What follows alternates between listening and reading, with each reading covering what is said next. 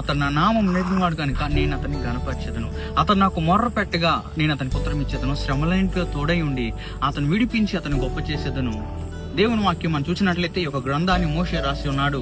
అతను నన్ను ప్రేమించున్నాడు కనుక నేను అతన్ని తప్పించాను. నిజముగా దీన్ని నువ్వు ప్రేమించినట్లయితే దేవుడు ఖచ్చితంగా నీ జీవితంలో ప్రతి పరిస్థితి నుండి ఆయన తప్పిస్తాడు. బైబిల్లో రాయబడింది, సామెతల గ్రంథంలో రాయబడింది, నన్ను ప్రేమించేవారిని నేను ప్రేమించదను, నన్ను జాగ్రత్తగా వెతుకువారు నన్ను కనుగొందరని దేవుని వాక్యం సెలవిస్తుంది. కనుక నీవు దేవుని ప్రేమించినట్లయితే దేవుడు ఖచ్చితంగా నీ జీవితంలో జరగబోయే ప్రతి పరిస్థితిని కూడా ఆయన తప్పిస్తాడు. అందుకే అతను నన్ను ప్రేమించున్నాడు కనుక నేను అతను తప్పించదను. అతను నా నామం ఎరిగినవాడు కనుక.